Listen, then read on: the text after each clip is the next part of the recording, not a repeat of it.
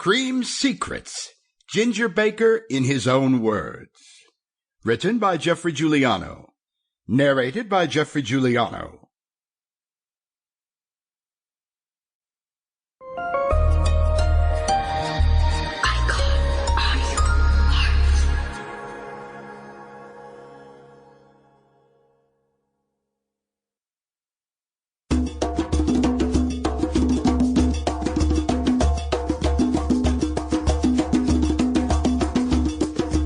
Welcome to Ginger Baker in Conversation. Peter Edward Ginger Baker was born August 19, 1939. He is, of course, an English drummer, best known as the founder of the rock band Cream. His work in the 1960s earned him praise as rock's first superstar drummer, although his individual style melded a jazz background with his interest in African rhythms. Baker is credited as a pioneer of drumming in genres like jazz fusion, heavy metal, and world music.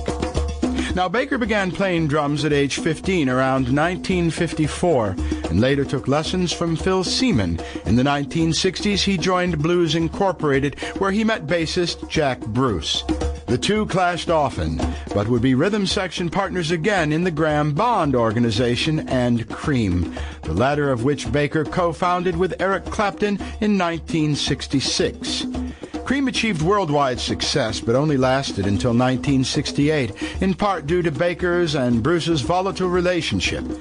After briefly working with Clapton in Blind Faith and leading Ginger Baker's Air Force, Baker spent several years in the 1970s living and recording in Africa, often with fellow Ransom Kuti, in pursuit of his longtime interest in African music. Among Baker's other collaborations are his work with Gary Moore, Masters of Reality, Public Image Limited, Atomic Rooster, Bill Laswell, jazz bassist Charlie Hayden, and another personality-led effort, Ginger Baker's Energy. Baker's drumming attracted attention for his style, showmanship, and use of two bass drums instead of the conventional one. In his early days, he performed lengthy drum solos, most notably in the Cream song Toad, one of the earliest recorded examples in rock music. Baker, too, is an inductee in the Rock and Roll Hall of Fame as a member of Cream, and of the Modern Drummer Hall of Fame in 2008, and of the Classic Drum Hall of Fame in 2016.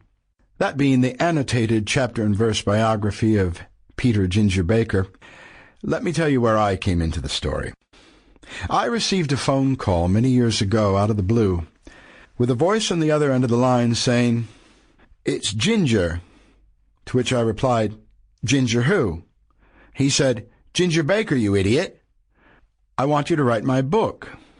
This was at a time in my career when I was pretty much in demand, and I was somewhat surprised and very honored to get the call. We then met up with Mr. Baker in California at his home with many dogs, horses, and a lovely wife, followed by meetings in New York at the offices of Jim Fitzgerald at St. Martin's Press. Eventually, a lucrative international book deal was hammered out, and Ginger and I began to work on the book. It was, without doubt, one of the most extraordinary experiences of my life, and not particularly in a good way. I worked on the book very hard, and as much as Ginger said he liked it on Monday, he loathed it on Tuesday, lukewarm on Wednesday, wanted to fire me on Thursday, and loved it again on Friday. It was very difficult to know where you stand at any given time with Peter Ginger Baker at the helm. In putting together the book, we headed into Mark Studios in Clarence, New York, near my home in Lockport, where we did a marathon of about 2 weeks of extensive and intimate interviews with the legendary drummer. They were insightful and nerve-wracking, and you hear them here today for the first time.